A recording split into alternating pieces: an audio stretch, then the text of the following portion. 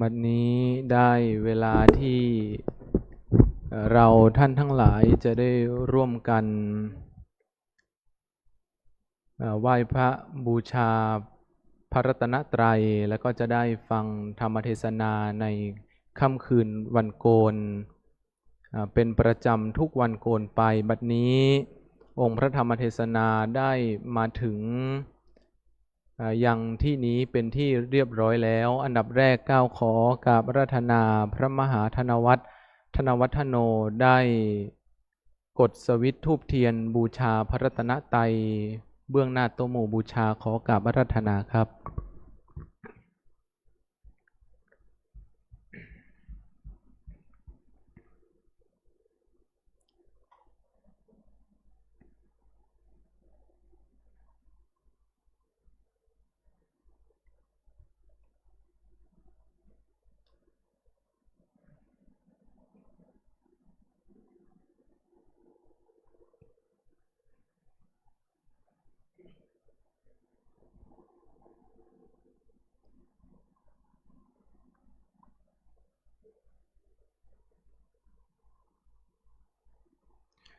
เรียนเชิญทุกท่านได้กล่าวคำบูชาพระรัตนตรัยโดยความพร้อมเพรียงกันนะครับอิมินาสการเนะตังพุทธังอภิปูชยามะอิมินาสการเนะตังธัมมังอภิปูชยามะอิมินาสการเนะ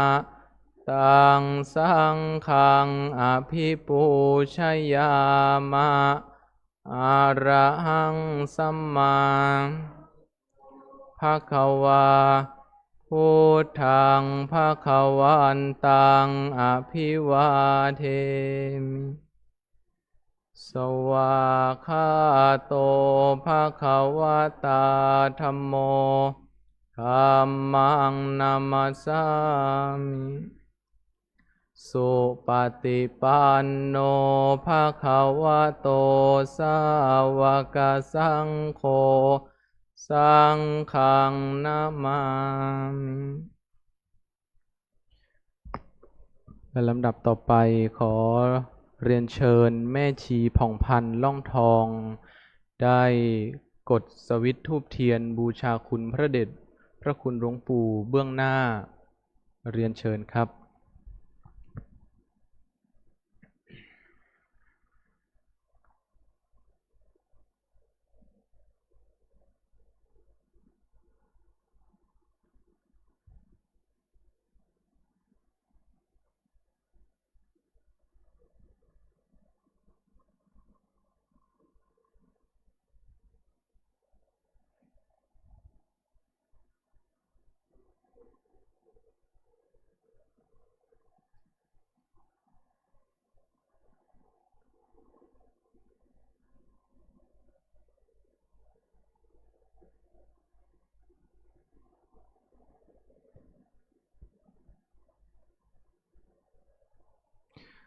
สำหรับองค์แสดงพระธรรมเทศนาในค่ำคืนนี้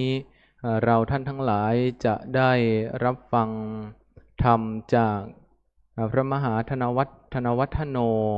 ผู้เป็นองค์แสดงธรรมในค่ำคืนนี้ก้าวขอกราบอาราธนาพระอาจารย์ได้ขึ้นสู่ธรรมาสน์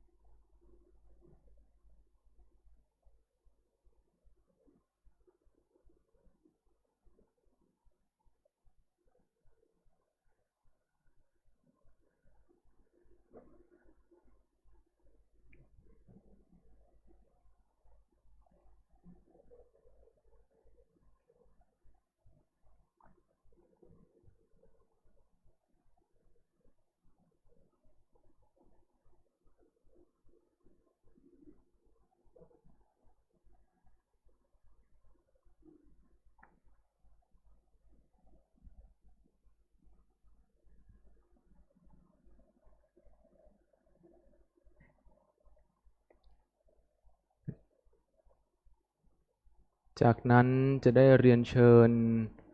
แม่ชีราศีอินทรวิชัยได้กดสวิตช์ธูปเทียนเครื่องทองน้อยเบื้องหน้าหลวงปู่อีกคำลบหนึ่งนะครับขอเรียนเชิญครับ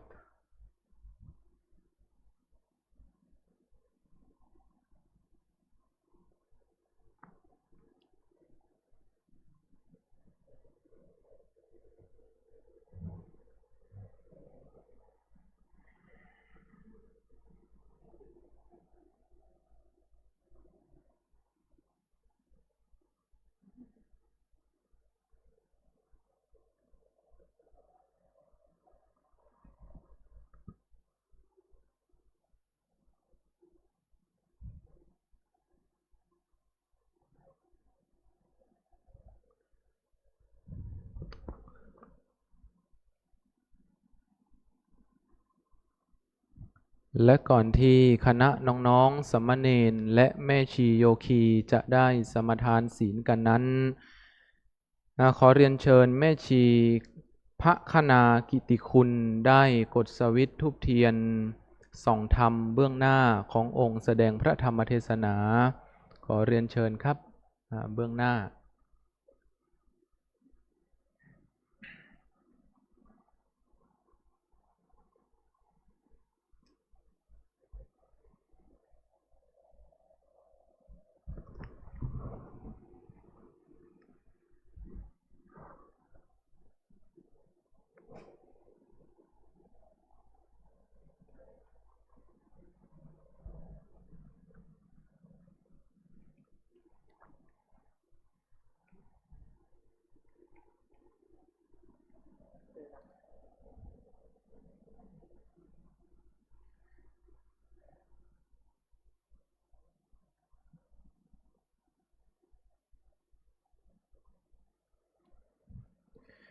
และการนี้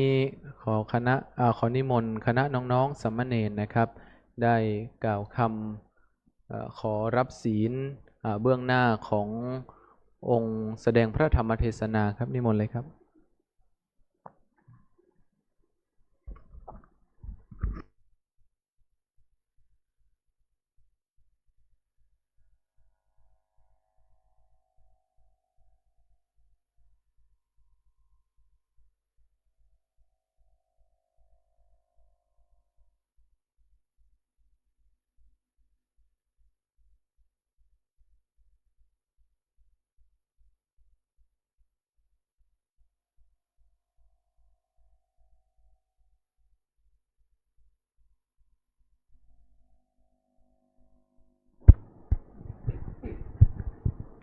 นิมนต์สามเณรทุกรูปกราบพระอาจารย์พร้อมกันครับกราบ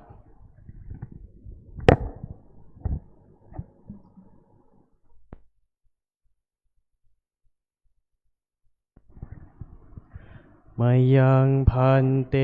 สารนาสิลังยาจามะทุติยามปีมายังพันเตสารนาสิลังยาจามะตาติยามปีมายังพันเตสารนาสิลังยาจามะนะโมตัสสะภะคะวะโตอะระหะโตสัมมาสัมพุทธัสสะนะโมตัสสะภะคะวะโตอะระหะโตสัมมาสัมพุทธัสสะนะโมตัสสะภะคะวะโตอะระหะโตสัมมาสัมพุทธัสสะนะโมตัสสะภะคะวะโตอะระหะโตสัมมาสัมพุทธัสสะนะโมตัสสะภะคะวะโตอะระหะโตสัมมาสัมพุทธัสสะนะโมตัสสะภะคะวะโตอะระหะโตสัมมาสัมพุทธัสสะพุทธังสรณังคัจฉามิพุทธังสรณังคัจฉามิธัมมังสรณังคัจฉามิ ธัมมังสารนังคัจฉามิ สังฆังสรณังคัจฉามิ สังฆังสารนังคัจฉามิ ทุติยัมปิพุทธังสรณังคัจฉามิ ทุติยามปีพุทธังสารนังคัจฉามิ ทุติยัมปิธัมมังสรณังคัจฉามิ ทุติยามปีธัมมังสารนังคัจฉามิ ทุติยัมปิสังฆังสรณังคัจฉามิ ทุติยามปีสังฆังสารนังคัจฉามิ ตติยัมปิพุทธังสรณังคัจฉามิ ตาติยามปีพุทธังสารนังคัจฉามิ ตติยัมปิธัมมังสรณังคัจฉามิ ตาติยามปีธัมมังสารนังคัจฉามิ ตติยัมปิสังฆังสรณังคัจฉามิ ตาติยามปีสังฆังสารนังคัจฉามิ ติสรณะขมนังนิทธิตัง อามาพันเต ปานาติปาตาเวระมณี ปานาติปาตาเวรมณี อทินนาทานาเวระมณี อาทินนาทานาเวรมณี อพรหมจริยาเวระมณี อาพรหมจาริยาเวรมณี มุสาวาทาเวระมณี มุสาวาทาเวรมณี สุราเมรยมัชฌปมาทฐานาเวระมณี สุลาเมรยมัชฌปมาทฐานาเวรมณี วิกาลโภชนาเวระมณี วิกาลโภชนาเวรมณี นัจจะขีตะวาทิตะวิสุกทัสสนาเวระมณี นาจคีตวาทิตาวิสุกทัสสนาเวรมณี มาลาคันทะวิเลปนะธารณะมันดนะวิภูสนัทานาเวระมณี มาลาคันทาวิเลปนาธาลนามันดนาวิภูสนฐานาเวรมณี อุจจาสยนะมหาสยนาเวระมณี อุจจาสยนามหาสยนาเวรมณี ชาตรูปะรัชตะปฏิคหนาเวระมณี ชาตาลูปาราชตาปฏิฆานาเวรมณี อิมานิทัสสะสิกขาปทานิสมาธิยามิ อิมานิทัสสะสิกขาปทานิสมาธิยามิอิมานิทัสสะสิกขาปทานิสมาธิยามิอิมานิทัสสะสิกขาปทานิสมาธิยามิกราบ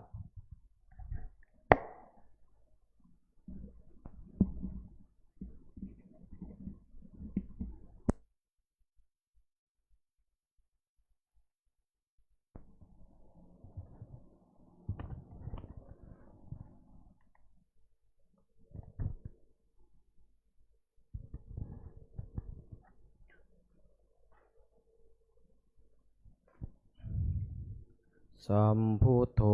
โลเกอุปันโนมหากาลุนิโก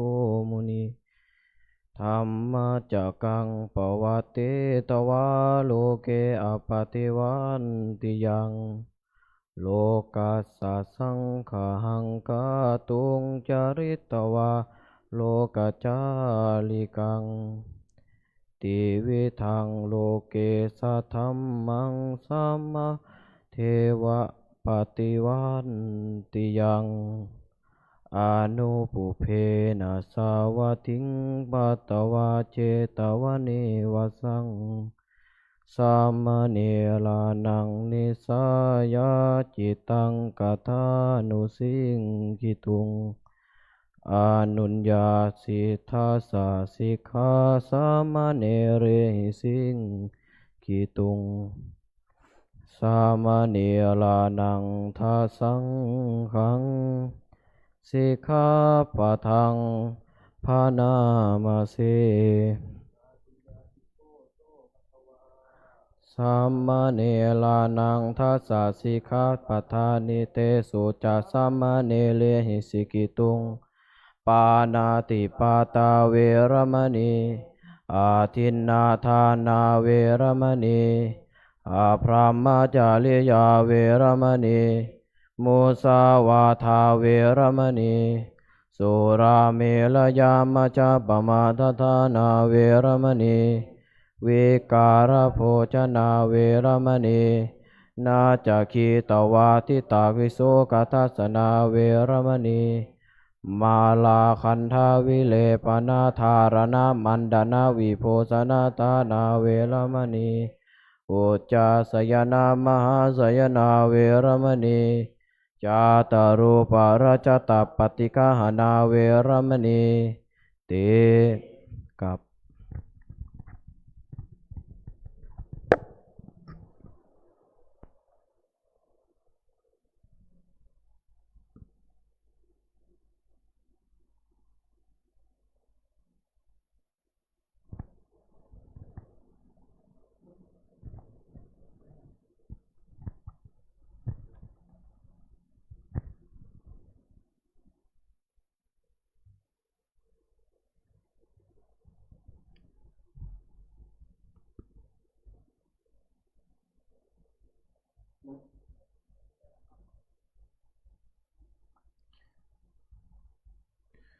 และลำดับต่อไป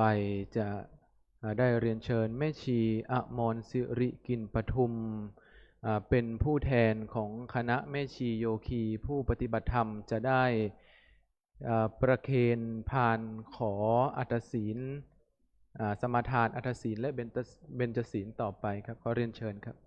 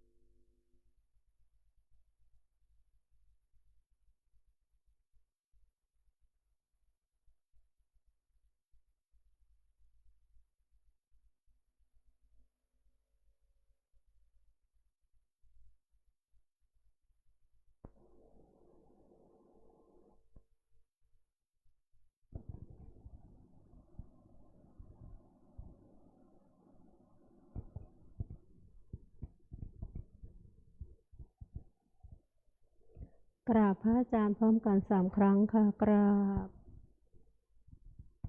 กราบกราบอาราธนาศีลพร้อมกันนะคะมายังพันเตติสารเนนะสหอัฏฐศีลานิยาจามะทุติยัมปิมายังพันเตติสารเนนะสหอัฏฐศีลานิยาจามะตติยัมปิมายังพันเตติสารเนนะสหอัฏฐศีลานิยาจามะนะโมตัสสะภะคะวะโตอะระหะโตสัมมาสัมพุทธัสสะนะโมตัสสะภะคะวะโตอะระหะโตสัมมาสัมพุทธัสสะนะโมตัสสะภะคะวะโตอะระหะโตสัมมาสัมพุทธัสสะนะโมตัสสะภะคะวะโตอะระหะโตสัมมาสัมพุทธัสสะนะโมตัสสะภะคะวะโตอะระหะโตสัมมาสัมพุทธัสสะนะโมตัสสะภะคะวะโตอะระหะโตสัมมาสัมพุทธัสสะพุทธังสรณังคัจฉามิพุทธังสารนังคัจฉามิธัมมังสรณังคัจฉามิธัมมังสารนังคัจฉามิสังฆังสรณังคัจฉามิ สังฆังสารนังคัจฉามิ ทุติยัมปิพุทธังสรณังคัจฉามิ ทุติยัมปิพุทธังสารนังคัจฉามิ ทุติยัมปิธัมมังสรณังคัจฉา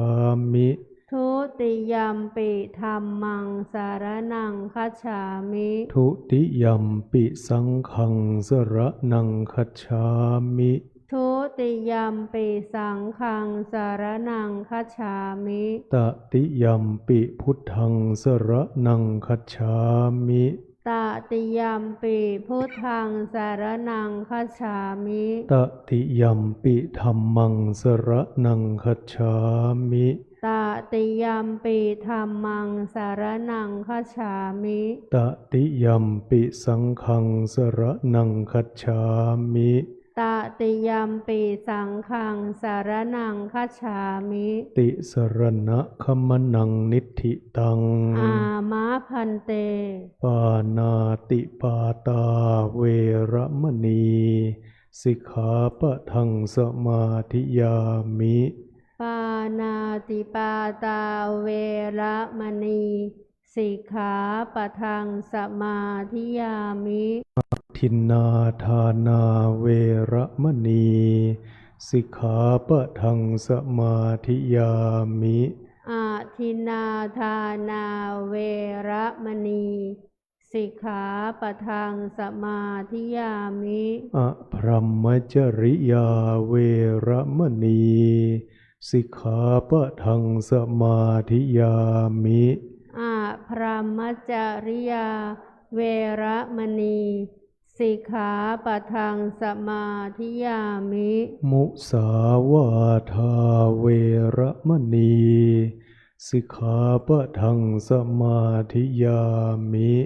มุสาวาทาเวระมณี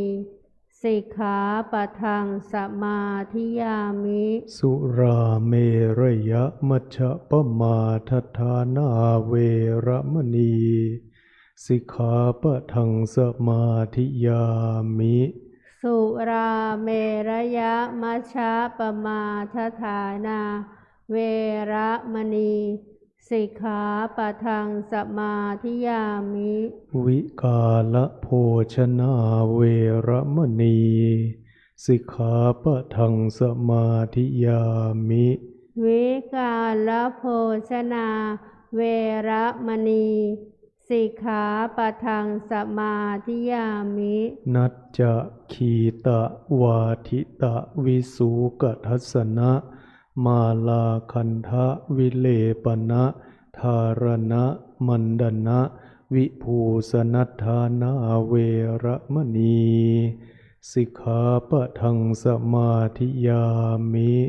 นัจจะคีตะวาทิตะวิสุกทัสสนะมาลาคันทะวิเลปนะธารณะมันดนะวิภูสนาฐานาเวระมณีสิกขาปะทังสมาธิยามิ อุจจาสยนะมหาสยนาเวระมณีสิกขาปะทังสมาธิยามิ อุจจาสยนะมหาสยนาเวระมณีสิกขาปะทังสมาธิยามิ อิมานิอัฏฐสิกขาปทานิสมาธิยามิ อิมานิอัฏฐสิกขาปทานิสมาธิยามิอิมานิอัฏฐสิกขาปทานิสมาธิยามิอิมานิอัฏฐสิกขาปทานิสมาธิยามิ อิมานิอัฏฐสิกขาปทานิสีเลนะสุขติงยันติสีเลนะโภคะสัมปทาสีเลนะนิพพุติงยันติตัสสมาสีลังวิโสทะเย สาธุสาธุสาธุกราบกราบกราบ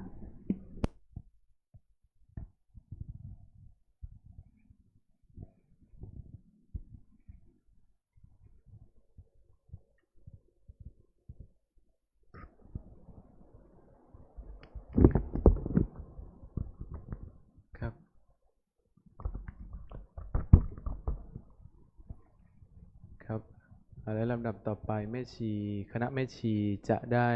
อาราธนาธรรมครับเรียนเชิญแม่ชีเชิญอาราธนาธรรมพร้อมกันนะคะพระมาจาโร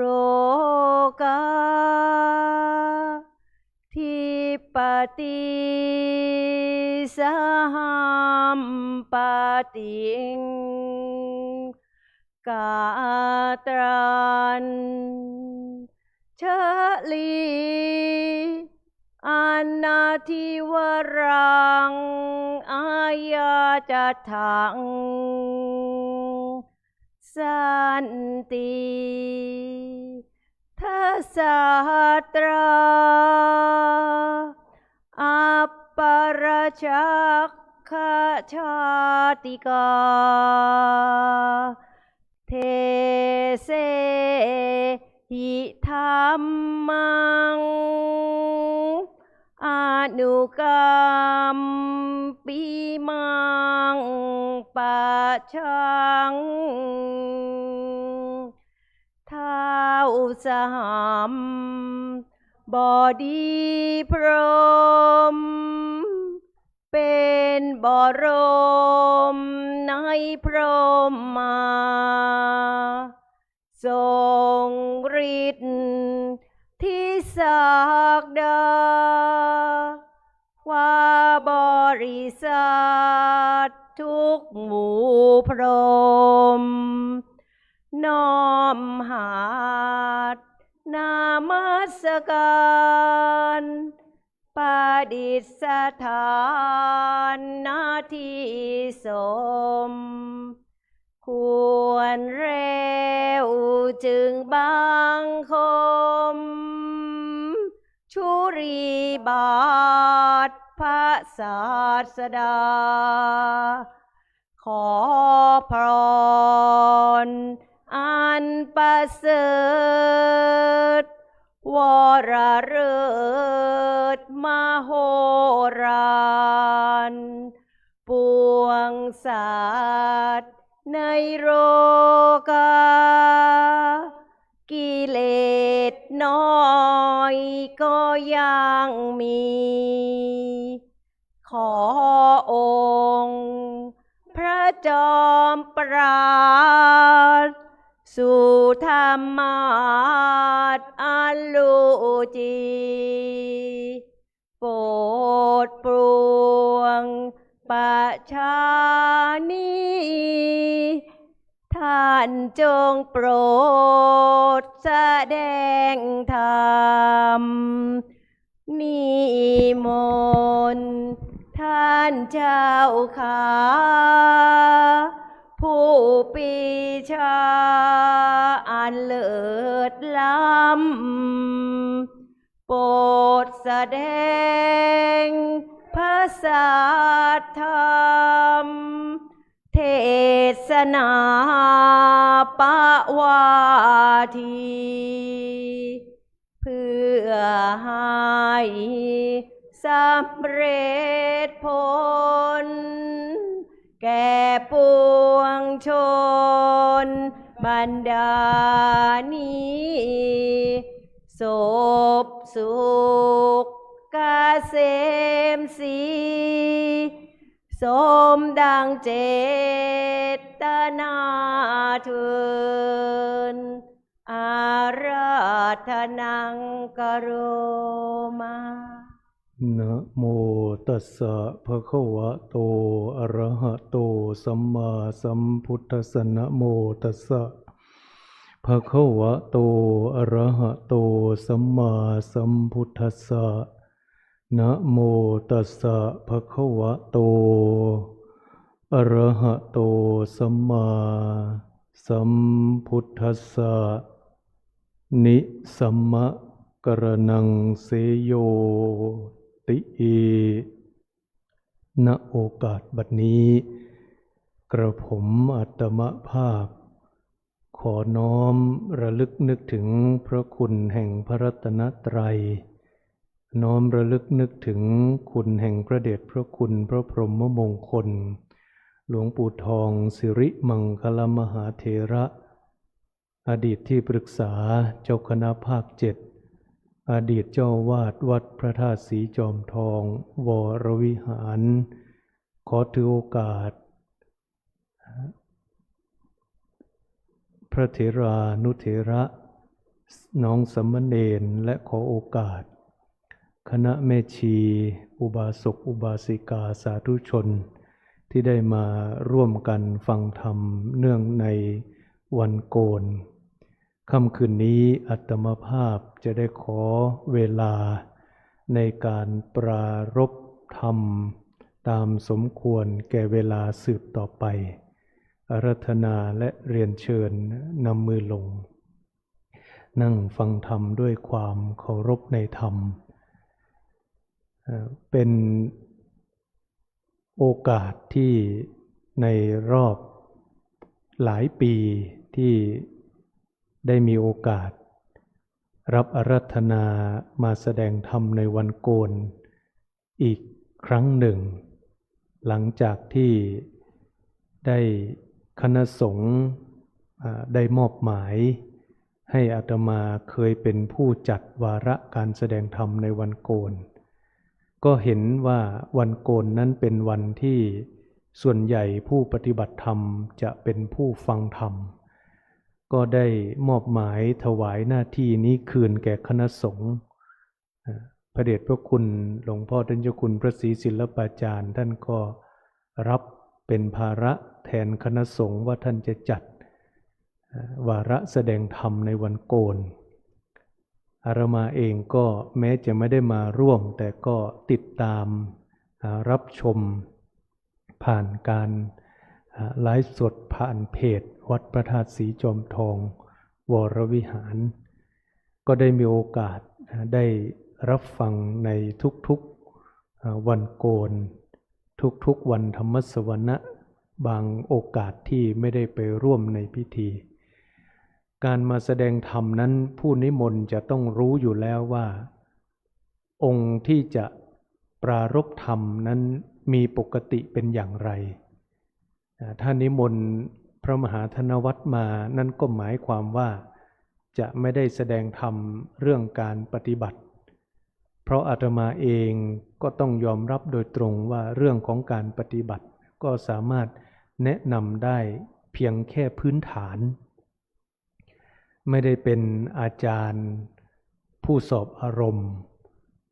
ยังไม่ได้ถึงขั้นที่เป็นผู้สามารถชี้แนะในส่วนเบื้องลึกในส่วนเบื้องสูงของการประพฤติปฏิบัติได้ดังนั้นก็จะเว้นในเรื่องของการพูดถึงเรื่องของการปฏิบัติธรรมวันนี้จะกล่าวถึงเรื่องของการจัดงานศพจริงๆวันนี้อาตมาก็มีนิมนต์ไปแสดงธรรมงานศพที่ศาลาบำเพ็ญบุญแต่ก็รับนิมนต์ทางนี้เอาไว้ก่อนแล้วว่าจะมาแสดงธรรมวันโกนก็ต้องปฏิเสธการแสดงธรรมงานศพเมื่อ5 วันที่ผ่านมาก็มีโยมท่านหนึ่งได้ลงเรื่องราวเกี่ยวกับการจัดงานศพวันเดียวลงในสื่อโซเชียลเป็นงานศพของโยมแม่ของคุณโยมท่านนี้ก็มีคนถูกใจที่จัดงานศพวันเดียวเนี่ยประมาณ 50,000 คนที่ไปกดถูกใจของโยมท่านนี้ก็มีเพื่อนใน Facebook ของอาตมาเนี่ยเขาก็แชร์กันมาก็เลยทำให้ได้เห็นอาตมาก็กดเข้าไปดูเข้าไปอ่านว่าเขาทำอย่างไรเขาจัดอย่างไรโยมท่านนี้เป็นโยมผู้หญิงลงเรื่องราวเกี่ยวกับการจัดงานศพวันเดียวของโยมแม่ของแม่ที่เสียชีวิตด้วยโรคมะเร็งใช้งบประมาณในการจัดเพียงประมาณ 35,000 บาทไม่สิ้นเปลืองโยมท่านนี้ก็เป็นพุทธศาสนิกชนเป็นชาวพุทธที่เข้าใจอาตมาประเมินว่าเข้าใจในหลักของพระพุทธศาสนาไม่น้อยคือรู้ว่าธรรมเนียมพุทธแท้ๆเนี่ย ไม่ได้มีพิธีรีตองอะไรมากแต่ด้วยความที่ปัจจุบันอาตมาก็เห็นในหลายพื้นที่ทั้งแถวบ้านอาตมาเองทั้งที่เชียงใหม่เองก็มีการนิยมจัดงานศพหลายวันถ้าเราไปดูต้นเขาที่พระพุทธศาสนาเดินทางมาก็คือประเทศอินเดียก็มีวัฒนธรรมปัจจุบันแม้ชาวฮินดูเป็นส่วนใหญ่ก็มีวัฒนธรรมภายใน24ชั่วโมงพระพุทธเจ้าเองพระองค์เมื่อปรินิพพานแล้วพระองค์เป็นผู้รับสั่งให้เอาไว้เพียงแค่7วันวันที่8เรียกว่าวันอัฐมีก็เลยมีการถวายพระเพลิงพระบรมศพส่วนธรรมเนียมของการจัดงานศพหลายวันเพราะคำนวณจากวันเสียก็คือวันที่ห้ามทำการเผาทางเหนือก็จะมีกำหนดวันเสียก็คือเสียประจำเดือน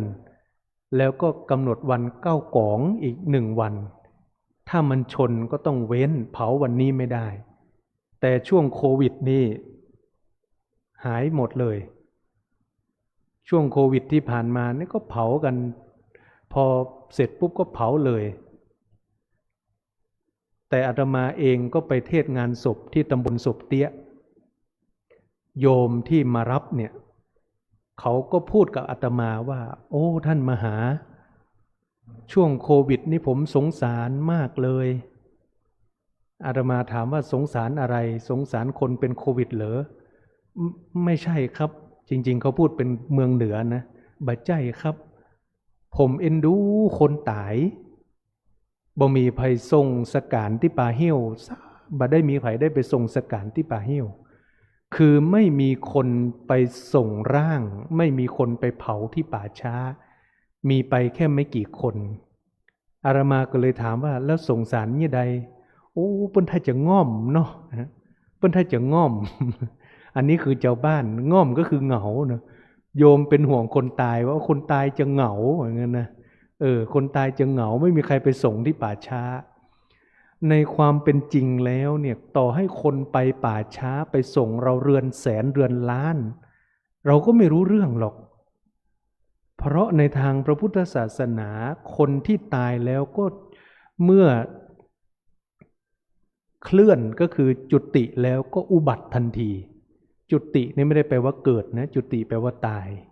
เมื่อตายแล้วก็เกิดทันทีก็เกิดที่ไหนแล้วก็ไม่รู้เหลือแต่ร่างเอาไว้เท่านั้นแต่อาตมาก็ไม่ได้แย้งอะไรโยมท่านนี้นะไม่ได้แย้งอะไรโยมที่พูดมานี้เพราะอาตมาเข้าใจว่าพื้นฐานความเข้าใจในทางพระพุทธศาสนาแล้วก็สังคมประเพณีมันแตกต่างกันอาตมาก็ได้แต่ปลอบใจว่าไม่เป็นไรญาติโยมก็ทำบุญอุทิศไปหาแต่ถ้าในระดับของคนที่พร้อมจะทำความเข้าใจก็จะอธิบายให้ฟังว่าในความเป็นจริงแล้วไม่ต้องมีใครไปง่อมไม่ต้องมีใครไปเอ็นดูคนตายแล้วก็เรื่องของการจัดงานศพอย่างที่บอกว่าโดยส่วนตัวของอาตมาโดยส่วนตัวนะอาตมาเองก็มีความปรารถนาและเคยพูดเอาไว้ว่าตายปุ๊บก็อยากให้เผาทันทีเลยอันนี้อาตมาก็เคยพูดอยู่แล้วหลายครั้งแต่ทั้งนี้ทั้งนั้นอาตมาก็ต้องเคารพความเชื่อของคนอื่นด้วยใจของอาตมาแท้ๆเนี่ยไม่มีความกังวลอะไรเกี่ยวกับเรื่อง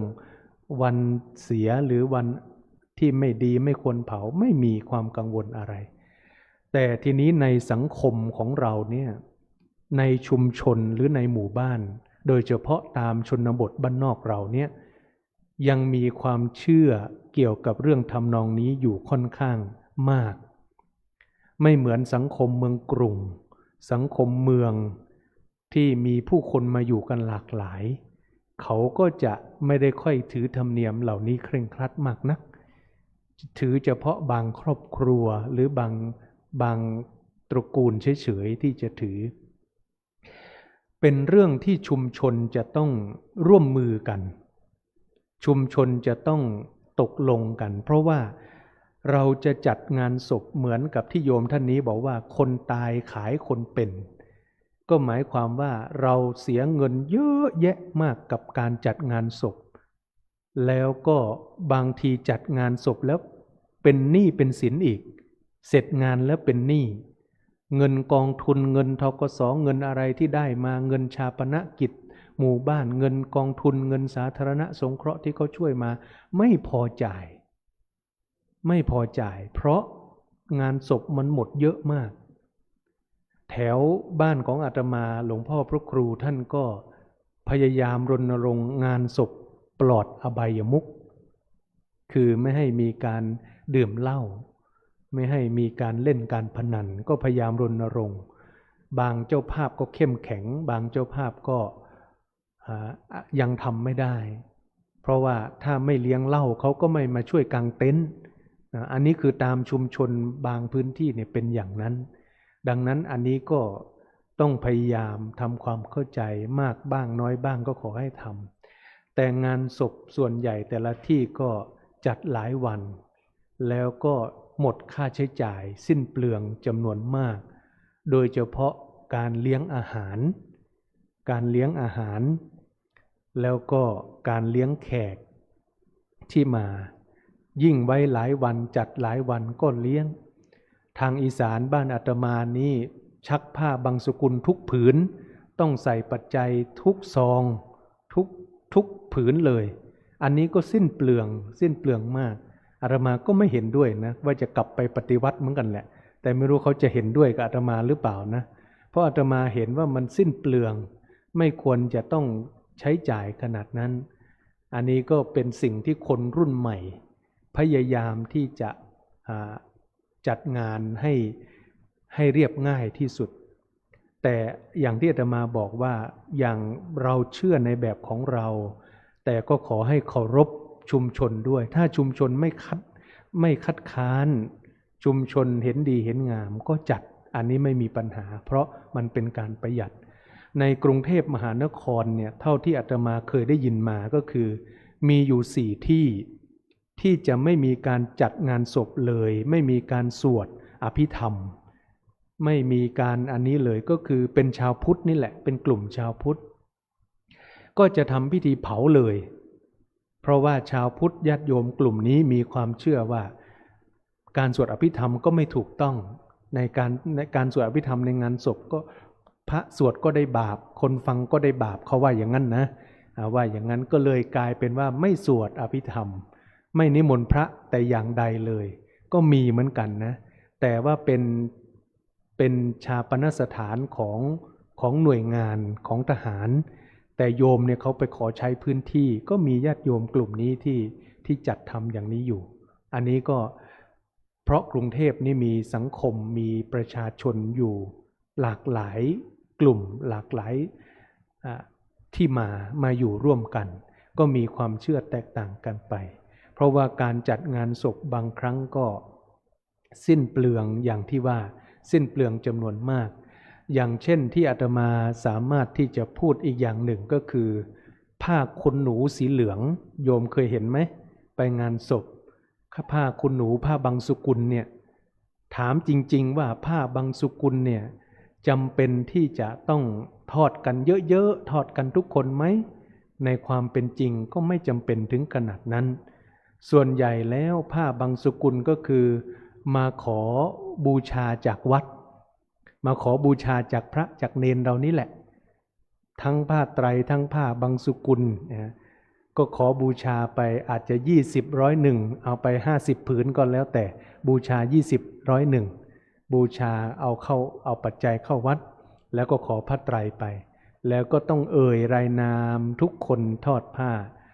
ในความเป็นจริงคือเราไม่จำเป็นต้องทอดผ้าก็ได้แต่ถามว่าทอดผิดไหมทอดก็ไม่ผิดเพราะการทอดผ้าไตรบางสุกุลปัจจุบันแม้จะไม่เหมือนในสมัยพุทธกาลการทอดผ้าบางสุกุลก็คือเพื่ออนุเคราะห์ต่อภิกษุบางรูปที่ท่านถือธุดงควัตร เรื่องใช้ผ้าบังสุกุลอย่างเช่นตอนงานวันอาทิตย์ที่เราทอดผ้าบังสุกุลในงานบำเพ็ญกุศลบูชาพระเดชพระคุณหลวงปู่และบำเพ็ญกุศลอุทิศแด่ผู้ล่วงลับเราทอดแม้มันจะเป็นในลักษณะของรูปแบบ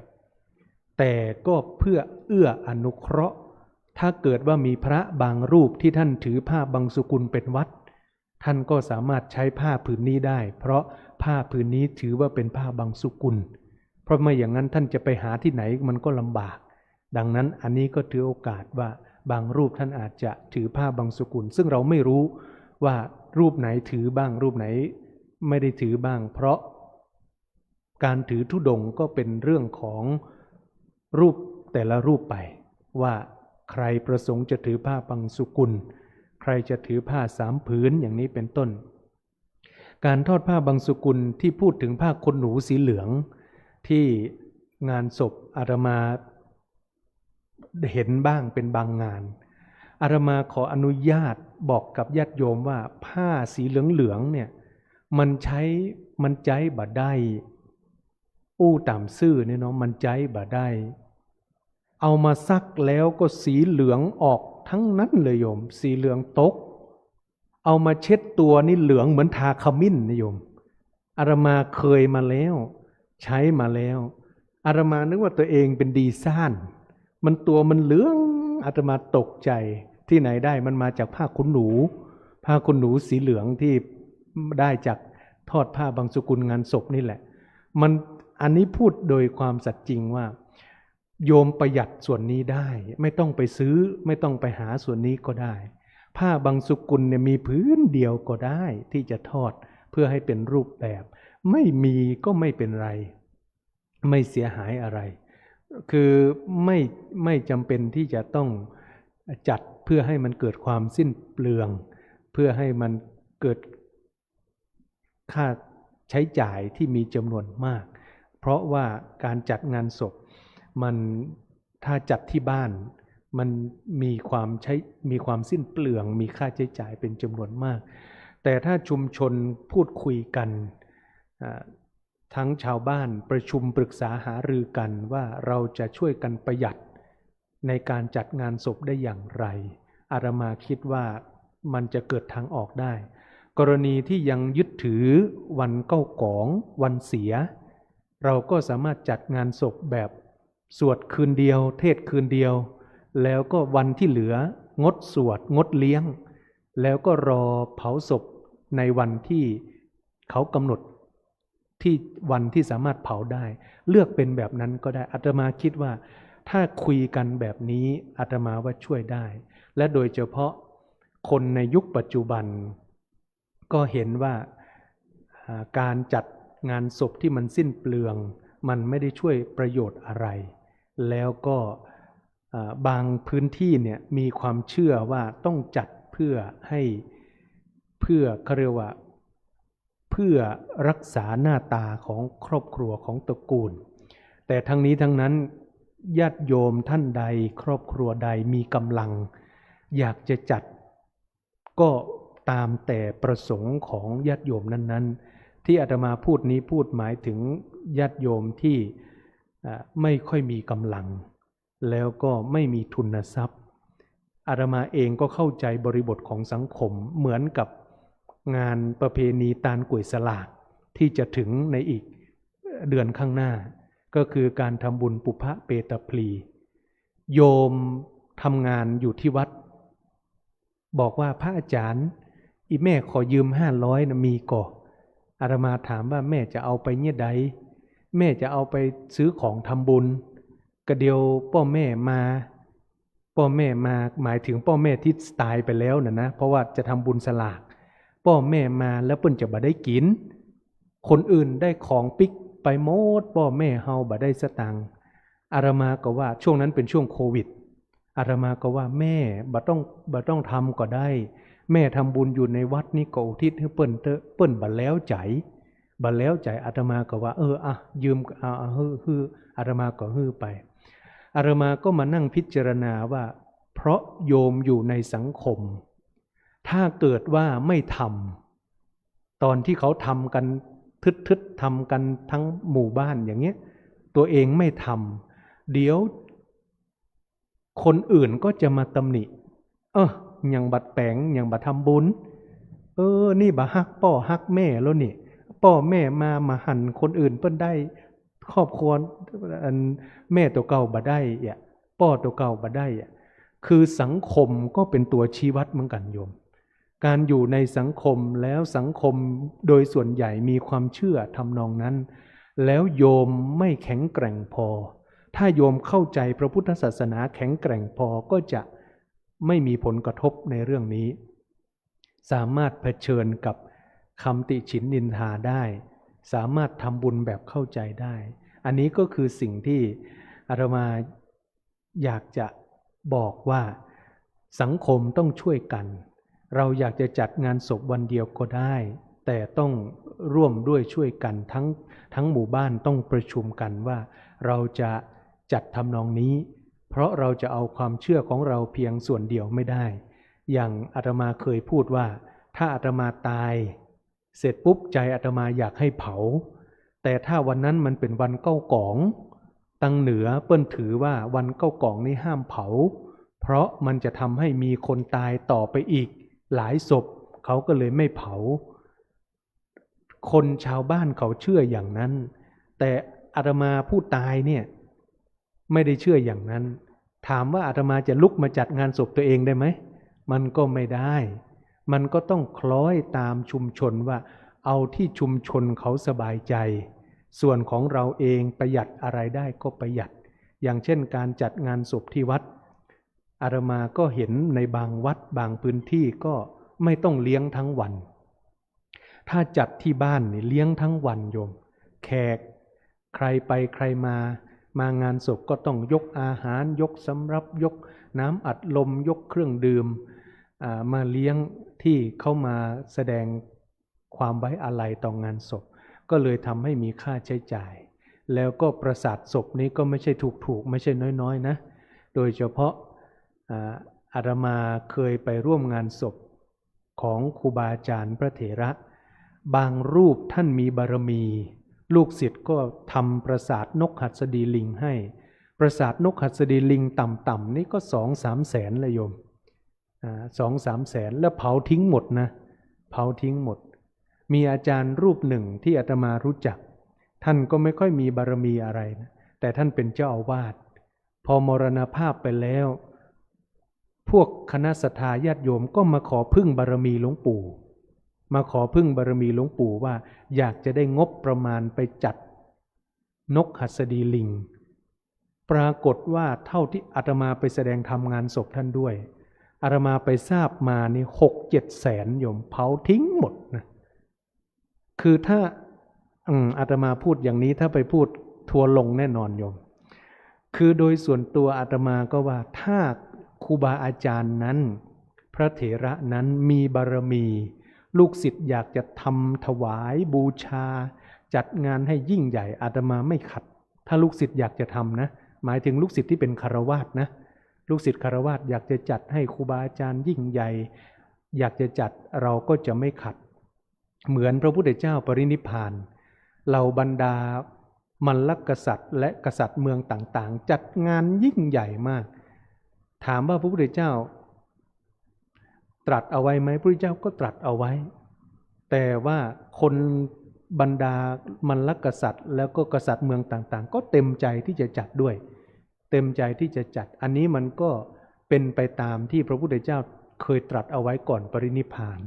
และกษัตริย์เหล่านั้นก็เต็มใจที่จะจัดให้อันนี้ก็เลยไม่ได้ว่าไม่ได้ตำหนิอะไรแต่กรณีที่เราไม่มีพอไม่มีแล้วเราจะต้องกู้เงินมาจัดงานศพต้องมาใช้จ่ายเยอะแยะมากมายไปหมดแล้วจัดเสร็จเป็นหนี้อีกอย่างนี้ก็ไม่เห็นด้วยอาตมาไม่เห็นด้วยไม่เป็นไปตามพุทธประสงค์ที่จะให้เกิดประโยชน์ต่อการจัดงานศพส่วนท่านใดที่ครูบาอาจารย์รูปใดที่มีบารมีอย่างเช่นอาตมาก็ยกถึงพระเดชพระคุณหลวงปู่ถ้าพระเดชพระคุณหลวงปู่เนี่ยท่านสั่งสมบารมีมาพอท่านละสังขารคนก็ยินดีที่จะจัดให้เพราะ บารมีของท่านที่ได้สั่งสมมา ส่วนผู้ที่ไม่มีบารมีอาตมาก็เห็นว่าจัดแบบธรรมดาจัดแบบไม่ต้องมีอะไรมากอย่างเช่นหลวงพ่อพุทธทาสเนี่ยท่านก็ไม่ได้มีอะไรมากมรณภาพเสร็จก็บรรจุศพเสร็จปุ๊บถึงคราวกำหนดก็เผาก็เป็นเชิงตะกอนธรรมดาก็เผาแบบเรียบง่ายวัดป่ากรรมฐานในหลายวัดก็ใช้วิธีการเผาแบบเรียบง่ายมีกองฟอนมีเชิงตะกอนก่ออิฐเป็นฐานรอบเอาไว้ก็เผาเพื่อให้การจัดงานไม่เป็นไปด้วยความยุ่งยากอันนี้ก็เป็นสิ่งที่จะช่วยให้ประหยัดมากขึ้นโดยเฉพาะในยุคปัจจุบันอะไรที่ไม่จำเป็นที่จะต้องสิ้นเปลืองปราสาทที่จะต้องใช้หรือโลงศพทางอีสานก็มีเหมือนกันแต่ไม่ได้เรียกว่าปราสาทนะโยมทางอีสานก็จะมีประดับประดาอะไรเหมือนกันถ้าไม่มีขนาดนั้นก็ไม่จำเป็นที่จะต้องทำถึงขนาดนั้นอันนี้ก็เป็นสิ่งที่สังคมจะต้องร่วมด้วยช่วยกันเพราะว่าอาตมามองถึงเวลาเกิดเรื่องราวเวลาเรื่องราวไม่ดีเกี่ยวกับพระแล้วโยมก็ตำหนิพระบ้างด่าพระบ้าง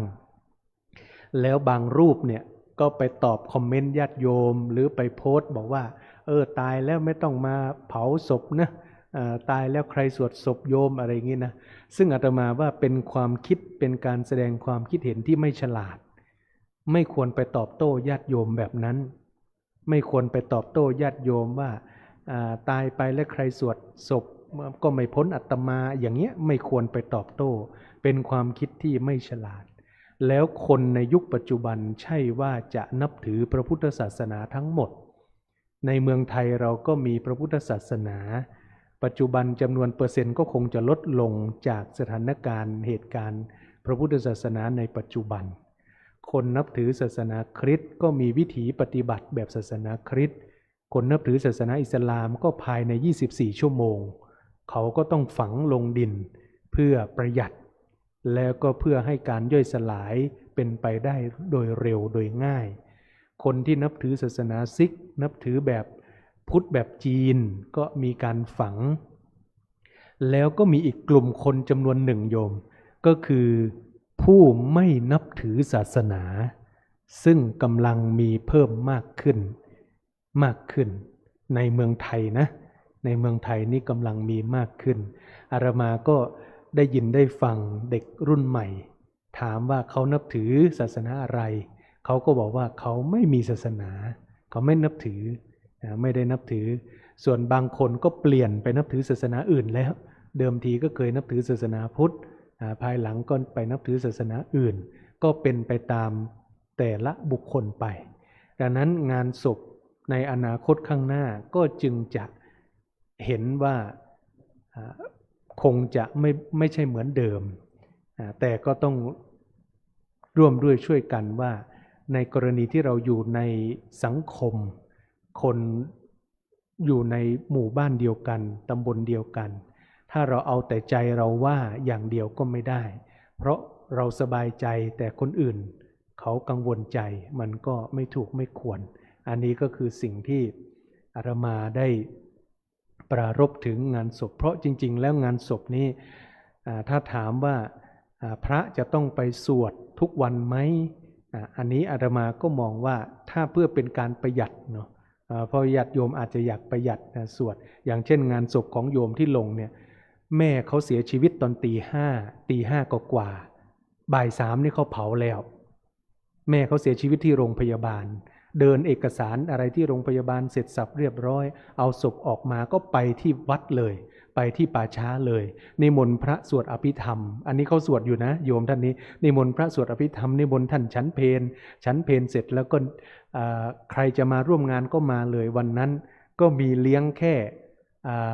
ชุดเบรกเท่านั้นก็คือชุดเลี้ยงธรรมดาไม่ได้มีอะไรเลี้ยงมากเขาจึงลงว่าเขาจ่าย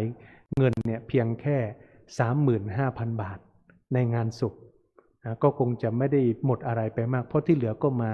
มาร่วมมาด้วยช่วยกันอันนี้ก็คืออาตมาก็เห็นว่า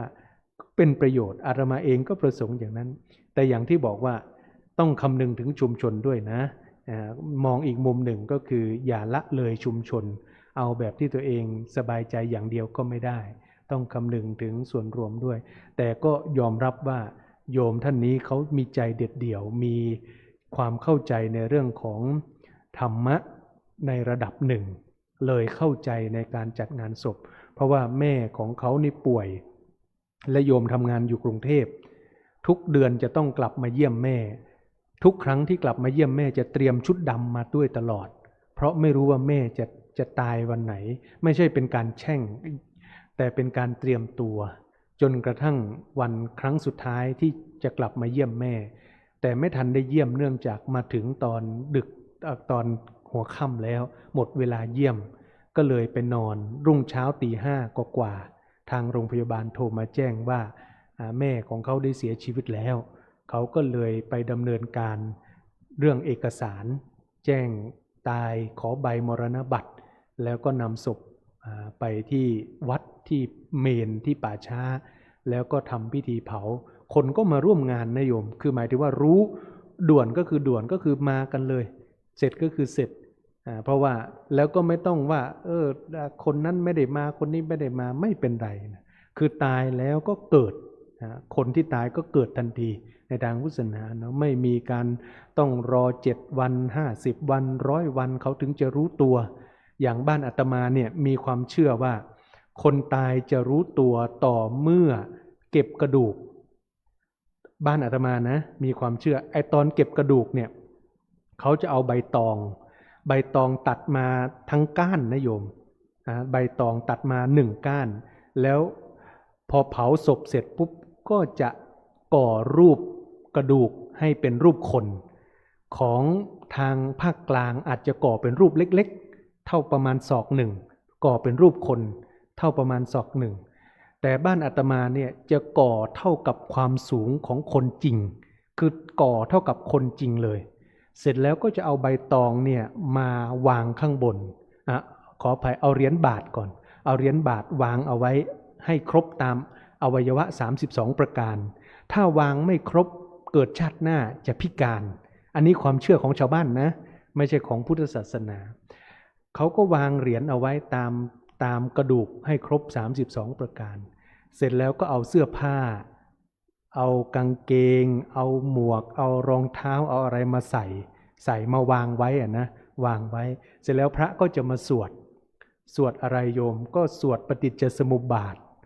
สวดธรรมนิยามแล้วพอถึงบทปฏิจจสมุปบาทอวิชชายตเววะอเสสวิราคนิโรธาเขาก็จะพลิกก้านตองพลิกอีกด้านหนึ่งแล้วก็เปลี่ยนเสื้อผ้าแล้วจังหวะนั้นแหละโยมเขาถึงจะบอกว่าคนตายรู้แล้วว่าตัวเองตายอันนี้คือความเชื่อแบบชาวบ้านนะความเชื่อแบบชาวบ้านรู้ตัวว่าตัวเองตายตอนนั้นแหละแล้วเขาก็จะเริ่มนั่งร้องไห้อันนี้ผู้เฒ่าผู้แก่เล่าให้อาตมาฟังนะจะเริ่มนั่งร้องไห้ว่ารู้ตัวแล้วว่าตัวเองตายก็จะเห็นญาติมานั่งเก็บกระดูกของตัวเองซึ่งในตามหลักพระพุทธศาสนาแล้วไม่ได้เป็นอย่างนั้นเนาะญาติโยมทุกท่าน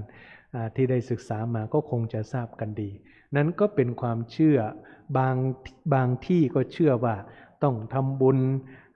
7 วัน50 วัน100 วันแล้วถึงจะรู้ว่าตัวเองตายอันนี้ทั้งหลายทั้งปวงนี้ก็เป็นความเชื่อซึ่งผสมโรงกับพระพุทธศาสนาก่อนที่พุทธศาสนาจะมาถึงเมืองไทยคนในประเทศไทยพื้นแผ่นดินไทยก็มีความเชื่อมีประเพณีการจัดงานศพอยู่แล้วเป็นทุนเดิมแล้วก็ผนวกกับพระพุทธศาสนาเข้าไปก็เลยกลายเป็นประเพณีจนกระทั่งเราเข้าใจว่านี่คือพระพุทธศาสนาซึ่งในความเป็นจริงก็ไม่ใช่พระพุทธศาสนาทั้งหมดอันนี้ก็นำมาเล่าสู่ญาติโยมได้สดับรับฟังอย่างวัดพระธาตุสีจอมทองของเรานี้ก็เหมือนหมู่บ้านหนึ่งเหมือนกันนะแต่เมื่อเสียชีวิตไปแล้วหลวงปู่ท่านก็ให้จัดหลวงปู่ท่านก็เคารพประเพณีนะคือถ้าชาวบ้านเชื่อว่าวันนี้เป็นวันเสียไม่เผาท่านก็ไม่ให้เผาท่านก็เคารพในประเพณีของชาวบ้าน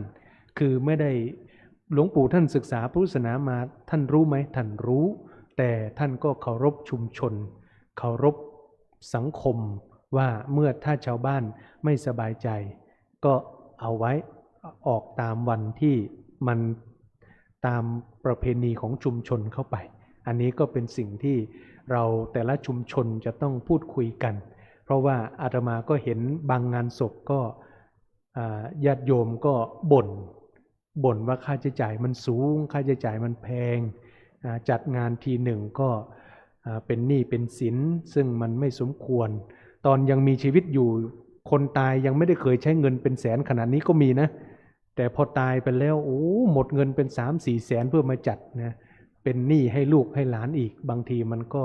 หนักจนเกินไปนั้นสังคมก็สามารถหาทางออกได้ร่วมด้วยช่วยกันร่วมมือกันถ้าเกิดว่าเราทำกันด้วยความเคารพทุกฝ่ายอาตมาก็เชื่อว่าสังคมก็จะดำเนินต่อไปได้โดยที่ไม่ติดไม่ขัดอะไรดังพระบาลีที่อาตมาภาพได้ยกเป็นนิเขปบทเบื้องต้นว่านิสัมมะกรณังเสโยแปลว่าใคร่ครวญให้ดีเสียก่อนแล้วจึงทำนิสัมมะกรณังเสโยก็คือว่าการใคร่ครวญแล้วจึงทำนี้เป็นเรื่องที่ประเสริฐเพราะว่าเราจะไม่กระทบตนเองไม่ผู้อื่นไม่กระทบสังคมชุมชนไม่กระทบต่อหมู่คณะเราใคร่ครวญมาดีแล้วอันนี้ก็คือเพื่อให้การทำทุกสิ่งทุกอย่างเป็นไปอย่างทำนองคลองธรรมเป็นการประหยัดประโยชน์แล้วก็ได้กุศลเราได้บุญครบถ้วนทุกประการไม่มีข้อไหนที่คนตายจะไม่ได้รับบุญถ้าเราทำได้อย่างถูกต้องเพราะฉะนั้นการกระทำอะไรก็ตามก็ต้องพิจารณาทั้งตัวเราพิจารณาทั้งผู้อื่นด้วยเพราะบางเรื่องมันกระทบต่อจิตใจของคนในชุมชนเช่นเดียวกันเราจะเอาเฉพาะตัวเราเป็นจุดศูนย์กลางก็ไม่ได้อันนี้ก็ต้องเคารพทุกฝ่ายจะได้อยู่ด้วยกันอย่างมีความสุขเพราะฉะนั้นการแสดงธรรมในวันโกนนี้เป็นปกิณณกธรรมปรารภจากเรื่องที่ได้เห็นมาเมื่อ5 วันที่แล้วในเรื่องของการจัดงานศพก็อนุโมทนากับญาติโยมที่ศึกษาเข้าใจในหลักของพระพุทธศาสนาจัดงานศพด้วยวิธีการที่ถูกต้องเป็นการประหยัดได้ประโยชน์แล้วก็เป็นกุศลต่อผู้วายชนแล้วก็ต้องฝากทิ้งท้ายย้ำว่าอย่าลืมคำนึงถึงสังคมชุมชนที่เราได้อยู่ร่วมด้วยถ้าเกิดว่าเขาไม่สบายใจเราก็ต้องเลือกหาวิธีอื่นอันจะเหมาะสมอาจจะสวดแค่วันเดียวแล้วก็พักศพเอาไว้แล้วก็รอถึงวันเผาก็ค่อยประกอบพิธีเผาอีกครั้งหนึ่งอันนี้ก็จะเป็นการประหยัดได้เช่นเดียวกันในค่ำคืนนี้อาตมาภาพได้แสดงพระธรรมเทศนามาพอสมควรแก่เวลาด้วยพลานิสงส์ที่คณะพระภิกษุสามเณรแม่ชีอุบาสกอุบาสิกาทุกท่านได้กระทำบำเพ็ญมาเป็นขอจงเป็นพลวะเป็นปัจจัยให้ทุกท่านได้เจริญงอกงามไพบูรณ์ในร่มเงาแห่งพระพุทธศาสนามีความสุขในธรรมเป็นนิจมีดวงจิตสถิตมั่นอยู่ในสัจธรรมนำตนของตนให้พ้นทุกข์ประสบสุขอันไพบูรณ์กล่าวคือมรรคผลนิพพานอาตมาภาพแสดงธรรมมาพอสมควรแก่เวลาจึงขอยุติไว้แต่เพียงเท่านี้เอวังก็มีด้วยประการฉนี้อันธรรมยังสาธุการังกโรมาเซสาธุสาธุสาธุอหังพุทธันจะธัมมัญจะสังฆัญจะสารนังคตาอุปาสิกตังเทเสสิงภิกขุสังฆสะสามมุขาเอตังเมสารนังเขมังเอตังสารณมุตตมังเอตังสารณมาคัมมะสัพพะทุกขาปะมุญจเรยะถาพลังจริยาหังสัมมาสัมพุทธัสสะนัง ทุกขนิสรณัสเสวะภาคินิสังอนาคเตกายเยนะวาจายาวาเจตาสาวาพุทเทกุกัมมังปะกตังมยายังพุทโธปฏิคันหาตุอัจยันตังการันตะเรสังวริตุงวะพุทเทกายเยนะวาจายาวาเจตาสาวาธัมเมกุกัมมังปะกตังมยายังธัมโมปฏิคันหาตุอัจยันตังการันตะเรสังวริตุงวะธัมเมกายเยนะวาจายาวาเจตาสาวาสังเคกุกัมมังปะกตังมยายังสังโฆปฏิคันหาตุอัจยันตังการันตะเรสังวริตุงวะสังเค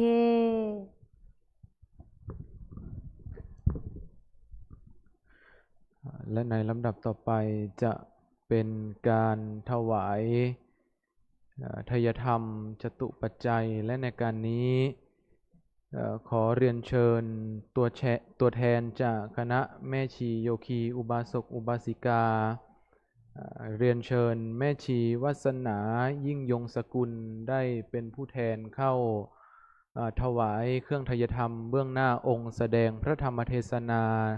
ประจำวันโกนวันนี้ครับขอเรียนเชิญ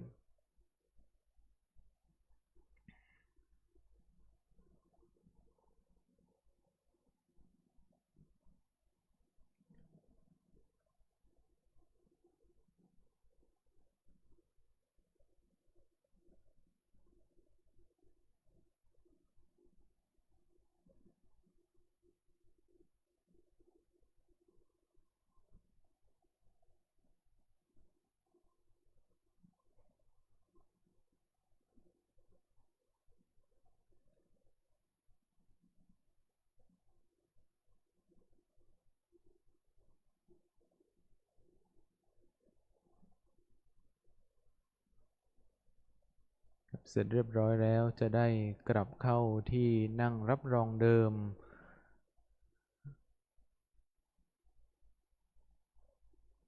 และจะได้กรวดน้ำองค์แสดงธรรมเทศนาจะได้กรวดน้ำเราทั้งหลายจะได้รับพรด้วยกันนะครับ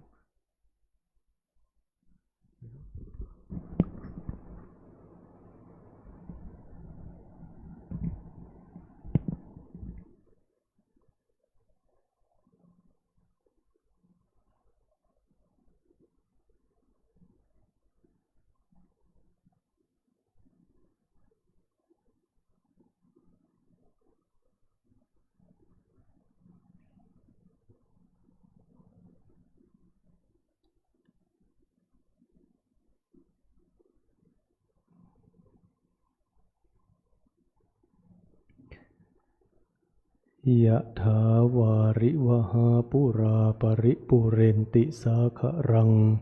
เอวะเมวะอิโตทินังเปตานังอุปกปปติอิจิตังปฏิตังตุมหังคิปะเมวะสมิจฉตุสพเพปุเรนตุสังกปาจันโทปนรโสยะถามณิโชติรโสยะถาสัพพิติโยวิวัชชันตุสัพพโรโควินัสตุมาเตภวัตวันตรายโยสุขีทีขายุโกภวะอภิวาทนาสีลิสนิจจังวุธาปจายโนจตารโอธรรมาวัฏันติอายุวันโนสุขังภะลังสาธุสาธุสาธุและเพื่อให้ครบองค์ของบุญกิริยาวัตถุซึ่งทานเราได้ถวายไปแล้วศีลได้รับแล้วบัดนี้คงเหลือแค่ภาวนาเพราะฉะนั้นแล้วขออาราธนานิมนต์พระภิกษุสามเณรแล้วก็เรียนเชิญแม่ชีโยคีทุกท่านจะได้เจริญจิตตภาวนาตามสมควรแก่เวลาขอเรียนเชิญทุกท่านครับ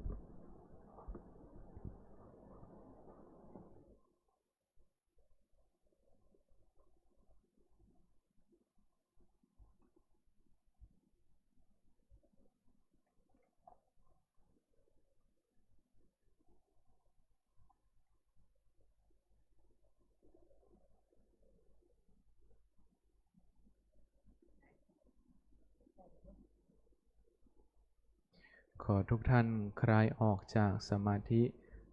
และกล่าวคำกรวดน้ำแบบพื้นเมืองพร้อมกันนะครับอิทังทานากัมมังนิพพานาปัจจายโยโหนตุโนนิจังอิตังกัมมังนิพพานาปัจจายโยโหตุโนนิจังอิทังภาวนากัมมังปัจจายโยโหนตุโนนิจังยังกินจิกุสลังกาตาพังกัมมังสัพเพหิเตหิกาตังปุญญังโนอนุโมทันตุสุนันตุพนโตอาสัมมิงทานเนอาทิคาตาทิคายุกาสัทธาหนตุสัพพะสัตตานังสุขีอัตตานังหารันตุมาตาปิตาสุขิตาหนตุทุกขาปามุญจันตุสัพเพยติกาสุขิตาทุกขาปามุญจันโตสัพเพอายาติกาสุขิตาหนโตทุกขาปามุญจันโตสัพเพปิสายาคาสัพเพเปตาสุขิตาหนโตทุกขาปามุญจันโตสัพเพนัคขัตตังทุกขาปามุญจันโตสัพเพเตวาสุขิตาหนโตทุกขาปามุญจันโตสัพเพอาจาริยุปัชฌายาหนโตทุกขาปามุญจันโตสัพพะสัมปตินังสัมมิชันตุโววันธามิพุทธังสัพพังกัมมะทะเมพันเตวันธามิธัมมังสัพพังเมโทสังทะเมพันเตวันธามิสังฆังสัพพังเมโทสังฆะมะทะเมพันเตวันธามิคารุชาจาริเยสัพพังเมโทสังฆะมะทะเมพันเตวันธามิกัมมัฏฐานังโทสังฆะมะทะเมพันเตวันธามิอารามเมพัทธสีมายังสัพพังเมขามะทะเมพันเตวันธามิเจติยังสัพพังสัมพัทธาเนสุติทิตาสาริราธาตุมหาโพธิงพุทธารูปังสกะลังนาคาโลเกเทวะโลเกพระมะโลเกชัมพุทีเปลังกาทีเปริราธาตุโยเกสาธาตุโยอะระอันตาธาตุโยเจติยัง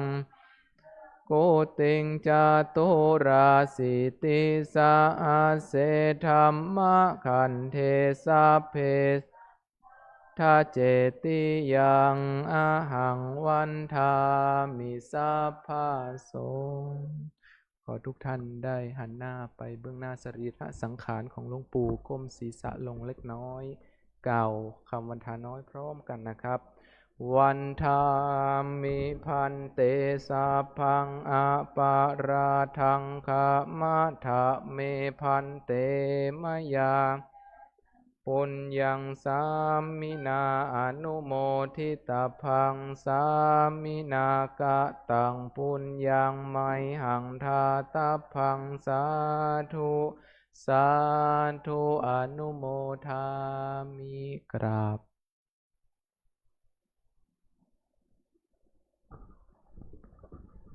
ทุก ท่านได้กล่าวคำราพระรัตนตรัยพร้อมกันนะครับอะระหังสัมมาสัมพุทโธภะคะวาพุทธังภะคะวันตังอภิวาเทสวากขาโตภะคะวะตาธัมโมธัมมังนัมมัสสามิสุปฏิปันโนภะคะวะโตสาวกสังโฆสังฆังนามามิ